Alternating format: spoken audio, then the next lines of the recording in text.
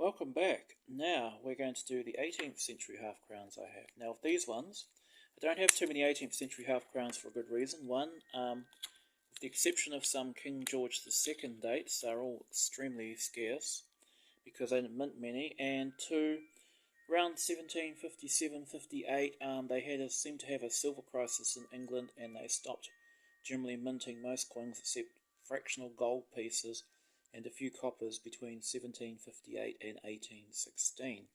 So I'm going to show you the few coins I do have. First coin here is, I'll try this on double size, see what that does here. Not a lot, okay. That's a bit better, so I'll try and show it through the packet. This is a 1707 half crown of Queen Anne, and this one's actually just after Union because you've got the divided shields. Now this is a nice coin, this is close to VF, but you'll see why I got it cheap in a minute. I call this my gum disease half crown because as you can clearly see, it looks like someone's taken a punch at Queen Anne's mouth and it looks like she's got gum disease, which is quite funny. And also you can clearly see down here there's an E under the bust, indicating that this coin was minted in Edinburgh. Previous to this date, before the Union of England and Scotland, this would have been a 30 shilling piece in Scots currency. And after 1708 you stop seeing E on these coins. Maybe Edinburgh was still minting coins, but pretty much also William's coin making experiment pretty much fizzled after the second year, and everything was being minted at the Tower Mint again. That's the part of the Tower of London which was used until 1816, but pretty much. So there you are. Moving along, this coin now is very worn. This is a 1709 half crown of Anne. Again, very similar to the 1707 but much more worn. And again, but slightly better portrait in this time. You can actually see her mouth. In real life, Anne did have poor dental health, so it's probably ironic in a lot of ways. Still, I like this coin. It's got a really great circulation cameo on it, and again, it was one of the earliest coins I ever bought, pretty much. Yeah, I do my own cards and everything, and I weigh the coins as well. So that gives you an idea of how much wear is taken away. Basically, a pre-1816 half crown should weigh around 15.05 grams, so this coin's lost 0.39 of a gram, or 2.5% of its body weight since 1709. Okay. Wish I could lose weight like that. Okay, next is one of my absolute favourite pieces, and I hope you guys are going to love this coin too. This is a 1731 half crown of George II. I don't have any George I half crowns because they are incredibly rare for one thing, and they didn't actually mint many of them. I've got shillings of George I, but not George I half crowns. But this is the second, it's an early one. It's got the roses and plumes indicating that this was Welsh silver used to make the coin with. And now you've got the Hanoverian shield here, as these two kings of Hanover, in addition to the divided English and Scottish arms, and for some reason, still the fleur-de-lis of France, although Britain had essentially lost all its French territories back in 1559.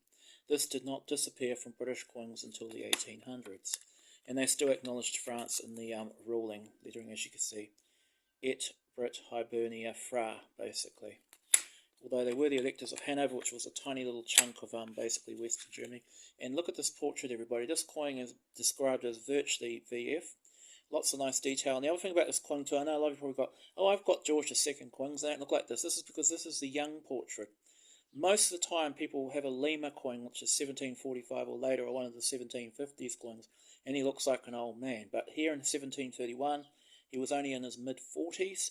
So he looked like someone who was in his 30s or 20s, basically. So that's this is a really nice coin. I see as you can pay $520 for it in 2021. It was a half price sale, so its actual value is probably close to $1,000.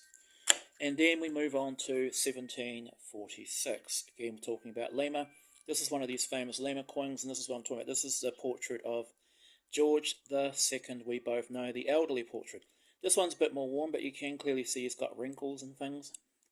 And he's still got the big sort of 17th century flowing wig. Now you'll notice Lima at the bottom.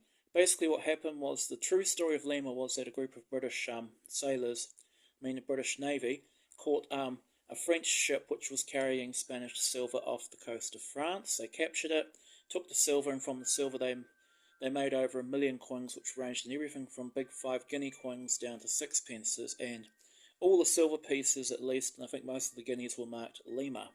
The silver was actually bound for Lima. The French had actually bought it off the Spanish and had come from Lima, so hence the term Lima. And the Lima coins, 1745 and 46, are, by the standards of the era, very common, but I think for a lot of people, But I was lucky to get this half crown. It was very cheap because it's quite worn, as you can see. It only cost me about $80, although probably be a lot more now because it was a few years ago. But I like it. It's a nice historic piece. And now we take a big jump. There were half crowns issued in 1750 and 51, but then there was nothing to 1816. And I've decided I'm going to show you my coins of King George III. So in 1816 they started reissuing coins. These were done to a new standard, so now a half crown weighed 14.32 grams. Now this is the first of many half crown designs from the early 19th century. This is the Garter in Arms. This is designed by Benedetto Pastrucci did the portrait. I think this might have been Jean Baptiste Merlin who designed all these early front ones, or one of the Wyanses, probably Thomas Wyan. And this is 1816. This is the famous bull head of King George VI. He was 78 years old, but here he looks like a bloated 50-year-old. Again, we're going for this neoclassical look, but the other thing you might notice about these coins too is these are the first to be perfectly round machine-made coins. There were earlier cartwheel pennies and things, and there were the bank tokens, but these were the first proper circulation coins. See how they're perfectly round and they've got reeded edges? Now, if you look at the earlier coins, see it's almost round, but it's not quite perfectly round like this one. As you can see, it's still a wee bit oblongy. It's just a wee bit uneven, but as you can see, so they moved from milled to steam-made coins, basically. And as you can see, I mean, this is one of the first countries to do this. France was first. The Americans didn't get onto this system until well into the 1830s. So this one's probably about fine condition, which is decent. But as you can see, they get better. And now, coming up, a lot of my coins are higher grade, but a lot of them are cleaned for some reason. New Zealand just seems to be a bloody graveyard for cleaned coins. I don't clean any coins myself, and I don't recommend it. Most of this cleaning was probably done between the 60s and 80s, when people liked blingy stuff and had no idea how to look after coins. This one is 1817. It's VF. It's much better grade than the last coin, but it is clearly cleaned. It's also underweight, according to this. Only weighs 13.86 grams, whereas this one weighed 13.51, but it's much more worn. Yeah. So this one here, this is 1817. As you can see, there's a lot more detail in this portrait. It's a beautiful coin, and George isn't beautiful, I'm sorry to say. I mean, I would be demanding to have that portrait changed too. Apparently George was nearly mad by this stage, but even he knew when someone was basically taking the piss out of him. Now, Benedetto himself, an Italian who gave us the St. George and the Dragon design, was known for the fact he was a real verist, and he said, "No, I will not change the portrait. That's how you really look, sire." And basically, it took a major war for him to change it, because as you see. So this is two half crowns of 1817. We've got some marks here. Later in 1817, we've got the second crown. As you can see, this is also 1817. So we've got a slight change in the design. This is another cleaned VF coin, and unfortunately the wear has come up dark. As you can see, this is a kinder portrait of the king.